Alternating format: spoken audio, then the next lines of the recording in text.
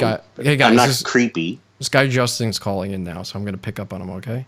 All right, I'll I'll call talk to me you guys back later. Hello. Hey, is this Justin? Yeah. Hey, what's going on, man?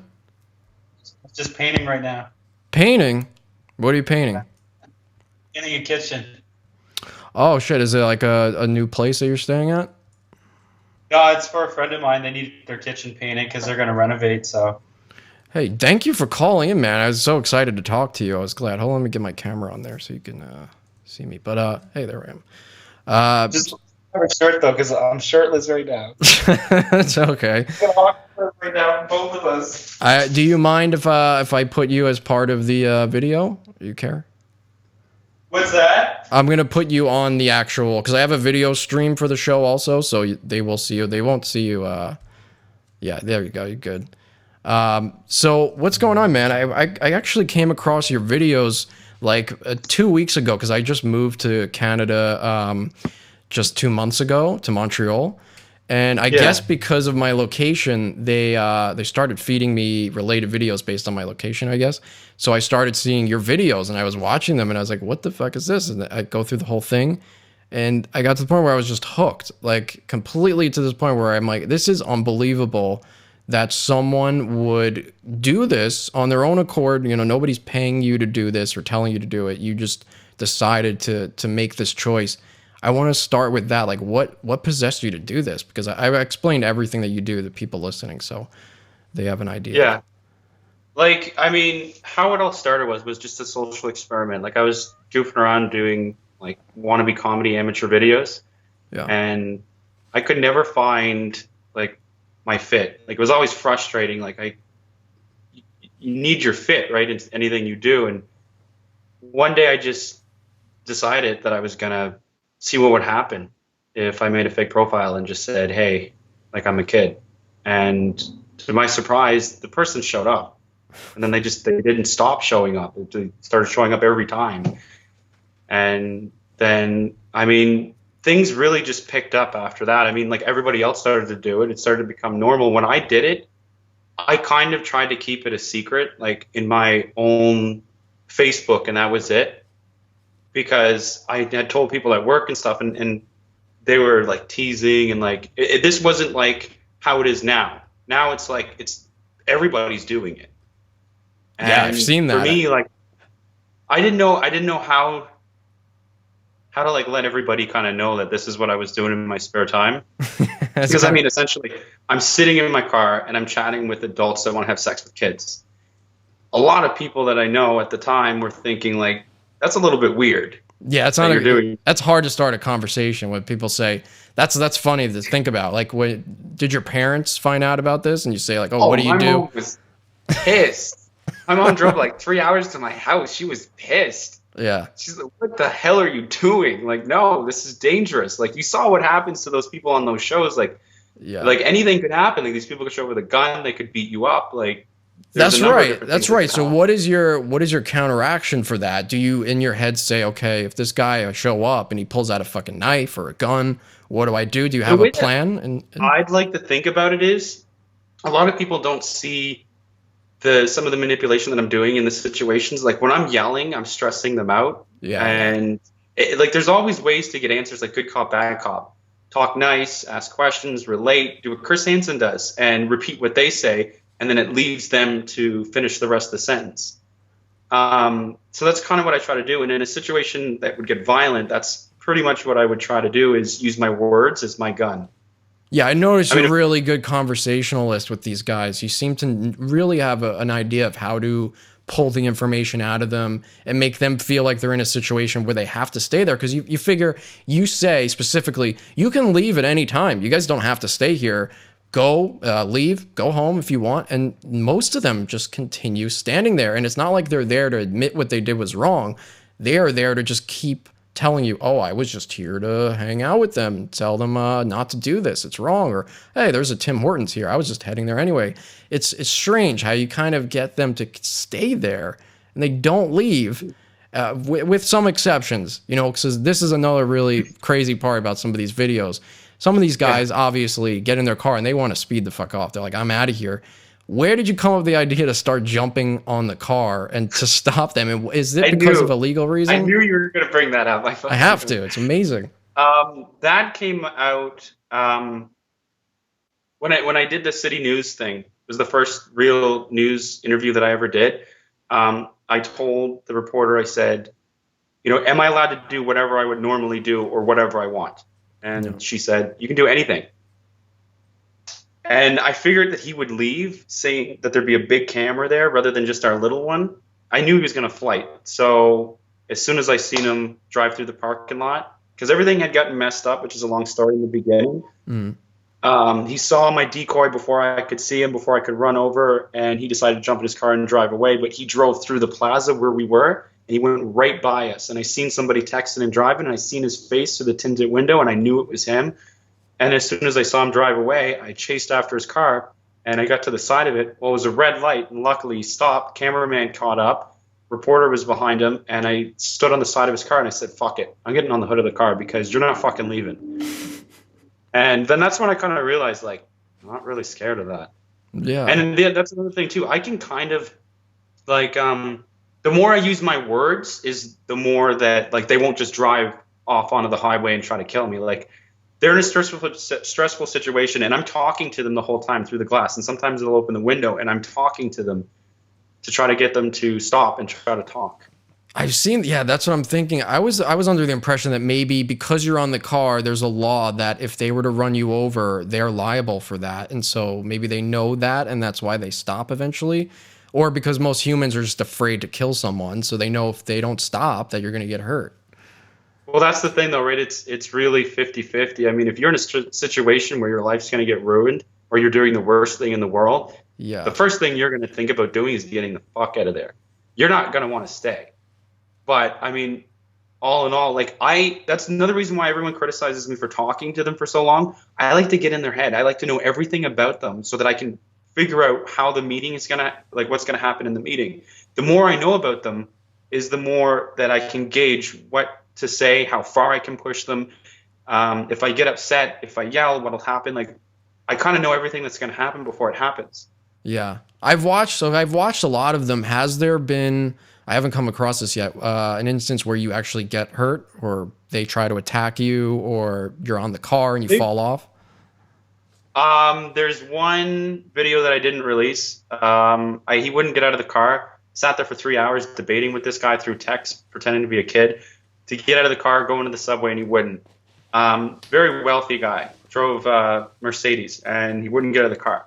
So I was by myself, so I went over to the side of the car. I just asked for some spare change. I had my camera going, and I was pretending to be like homeless because I was wearing my work clothes. And he opened the window a little bit, and then that's when I pulled the camera up. Window went up. I got on the back of the hood. It was raining. I slipped right off, and he drove away. And there wasn't really anything for me to upload. I never got a clear idea of his face to be able to upload chat logs with his pictures. So I don't like doing that unless I know 100% that this is the person that is in both. Then I don't like to do that. Yeah. So I know for the fact that it was him, but it's just no. I have so many questions. So you mentioned acting like a kid. So if people haven't watched the videos yet, there's where did you come up with this voice of Christopher? This is the guy, and it's convincing, I guess, if it's through a phone and stuff, but when you're seeing you on your end doing it and you're just like so casually doing it, it's come like second nature to you. Where did you come up with this voice? Like, how did you at the first time, like, I'm going to do this voice? Well, what happened was I just got to fix the brightness on my phone for a second. Like, for a second, talk to me as Christopher for 2 seconds, just so people can hear it. Be like, hey, how's it going? I'm so happy that like you Skype called me because like this is so cool because like my mom, she doesn't let me use the phone sometimes. So like when I do get to use the phone and stuff, like it's so cool because the apps and stuff. Oh my God, where do we meet? Let's meet right now. That's how it goes. The other thing is like it came from one night. This guy wanted to meet and he needed to talk to the kid.